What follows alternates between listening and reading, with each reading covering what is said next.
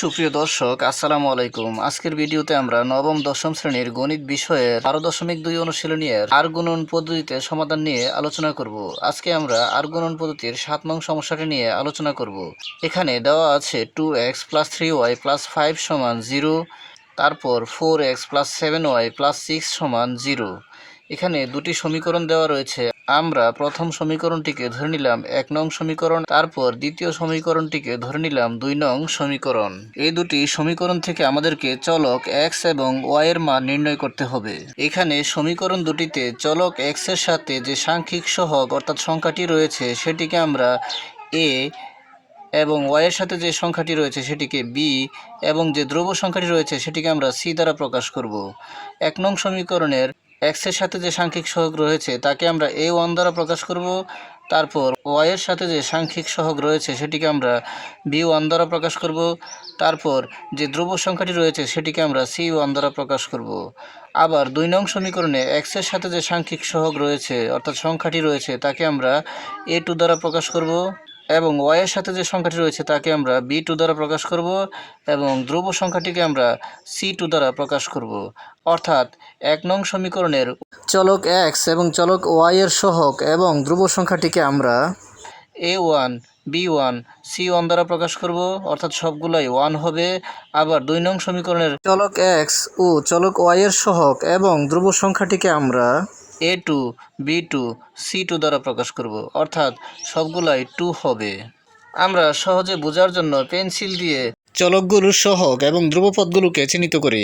আমরা উভয় সমীকরণের উপাদানগুলোকে a1, b1, c1 এবং a2, b2, c2 দ্বারা প্রকাশ করলাম। অর্থাৎ 1 নং সমীকরণের উপাদানগুলোকে a1, b1, c1 এবং 2 নং সমীকরণের উপাদানগুলোকে a2, b2, c2 দ্বারা প্রকাশ করলাম।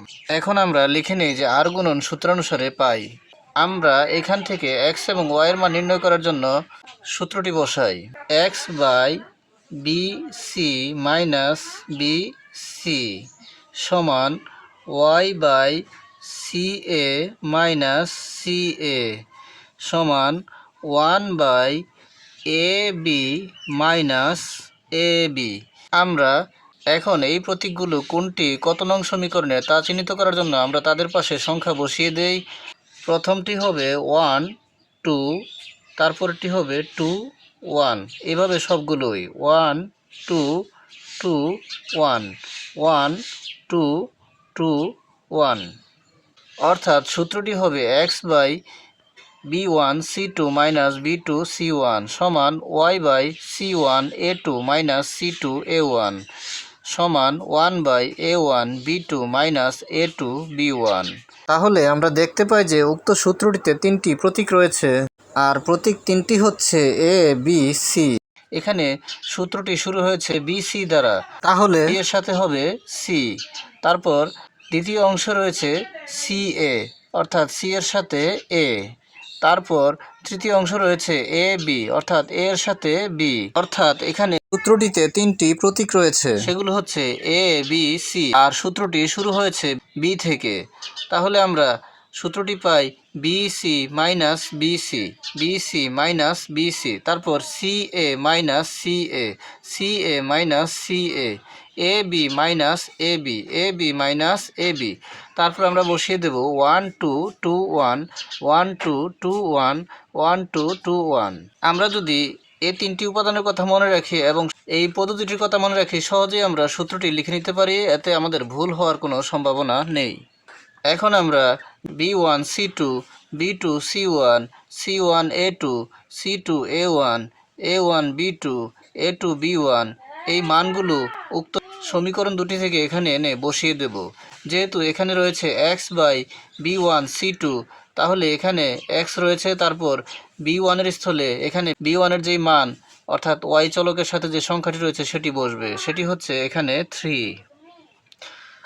আর b1 এর সাথে c2 গুণ অবস্থায় রয়েছে। c2 হচ্ছে 2 নং সমীকরণের এই শেষের সংখ্যাটি অর্থাৎ 6, তাহলে তার সাথে গুণ অবস্থায় হবে 6। তারপর b2 c1, b2 2 নং সমীকরণে y এর সাথে রয়েছে, y এর সাথে হচ্ছে 7, তাহলে b2 এর মান ওয়াই এর চলকের সাথে যে 7 রয়েছে সেটি হবে, এখানে বি2 এর স্থলে বসবে 7। বি2 এর সাথে সি1 গুণ অবস্থায় রয়েছে, তাহলে গুণ সি1 এর মান হবে 1 নং সমীকরণের ধ্রুব সংখ্যাটি অর্থাৎ 5, তাহলে এখানে সি1 এর মান বসবে 5। এভাবে আমরা এই সবগুলা মান সমীকরণ থেকে এনে বসিয়ে দেব। এখন তারপরের অংশ রয়েছে C1 A2, C1 এর মান 5 এবং A2 এর মান x এর যে সহগ 4, তাহলে এখানে হবে 5 ইন্টু 4। তারপর C1 A2 এর পরে সূত্রের মাইনাস দিয়ে দিলাম, তারপর রয়েছে C2 A1, C2 এর মান 6, এখন আমরা 6 বসিয়ে দেব এবং A1 এর মান x এর সাথে যে সহগ 2 রয়েছে সেটি হবে, তাহলে হবে ইন্টু 2 সমান 1 এখানে A1 B2, A1 এর মান x এর সাথে যে সহগ রয়েছে 2 সেই 2 বসবে, B2 এর মান 2 নং সমীকরণে y এর সাথে যে সহগ রয়েছে সেটি বসবে ইন্টু 7, তারপর সূত্রের মাইনাস, তারপর A2 এর মান 2 নং সমীকরণের চলক x এর সাথে যে সহগ রয়েছে সেটি বসবে, সেটি হচ্ছে 4, তাহলে 4 A2 B1 এর মান 1 নং সমীকরণের চলক y এর সাথে সহগ 3 রয়েছে সেটি বসবে, তাহলে হবে ইন্টু 3। এখন আমরা এখান থেকে গুণের কাজগুলো আগে করব, তারপর বিয়োগ রয়েছে বিয়োগের কাজগুলো করব। যদি আমরা গুণের কাজ করি তাহলে হবে x বাই 3 গুণ 6, 3 6 18 বিয়োগ 5 7 35, অর্থাৎ আমরা গুণের কাজগুলো আগে করছি। তারপর সমান y বাই 4 5 20 মাইনাস 6 দুগুণে 12 সমান 1 বাই 7 দুগুণে 14 মাইনাস 3 4 12। এখন আমরা বিয়োগের কাজটি করব। এখন আমরা পাই x বাই 18 বিয়োগ 35, অর্থাৎ আমাদেরকে 35 থেকে 18 বিয়োগ করতে হবে, আর এখানে বড় সংখ্যাটির চিহ্নটি হবে ফলাফলে। তাহলে আমরা যদি 35 থেকে 18 বিয়োগ করি তাহলে হবে 17, আর ফলাফলটি হবে মাইনাসের, কেননা বড় সংখ্যাটি মাইনাসের, তাহলে হবে -17 সমান এখানে রয়েছে 20 বিয়োগ 12, 20 থেকে যদি আমরা 12 বিয়োগ করি তাহলে হবে 8, আর উপরে y সমান 14 বিয়োগ 12, 14 থেকে 12 বিয়োগ করলে হবে 2, আর উপরে রয়েছে 1। তাহলে আমরা পেয়ে গেলাম x বাই -17 সমান y বাই 8 সমান 1/2, অর্থাৎ প্রতিটি ভগ্নাংশের মান 1/2 এর সমান। সুতরাং আমরা লিখতে পারি, যেহেতু প্রতিটি ভগ্নাংশের মান 1/2 এর সমান, তাহলে আমরা লিখে দিলাম x বাই -17 সমান 1/2, আবার y বাই 8 সমান 1/2, যেহেতু এখানে y বাই 8 সমান 1/2 এবং x বাই -17 সমান 1/2। এখান থেকে আমরা x এবং y এর মান নির্ণয় করব। এখন আমরা আড়াআড়ি গুণ করে পাই, এই x এর সাথে 2 গুণ হবে এবং -17 এর সাথে 1 গুণ হবে, তাহলে হবে 2x কে 2x সমান -17 কে -17, বা যেহেতু আমরা এখান থেকে x এর মান নির্ণয় করব, x কে বাম পক্ষে রেখে দেব আর 2 কে ডান পক্ষে নিয়ে যাব, তাহলে হবে x সমান -17/2। সুতরাং আমরা এখান থেকে x এর মান পেয়ে গেলাম। আবার বা এখানে যদি আমরা আড়াআড়ি গুণ করি, 2y সমান 8 কে 8, 2y সমান 8 কে 8, বা এখান থেকে যেহেতু আমরা y এর মান নির্ণয় করব, y সমান 8/2, সুতরাং y সমান 8 কে আমরা যদি 2 দ্বারা ভাগ করি তাহলে হবে 4, 4 দুগুণে 8। সুতরাং আমরা এখান থেকে x এবং y এর মান পেয়ে গেলাম।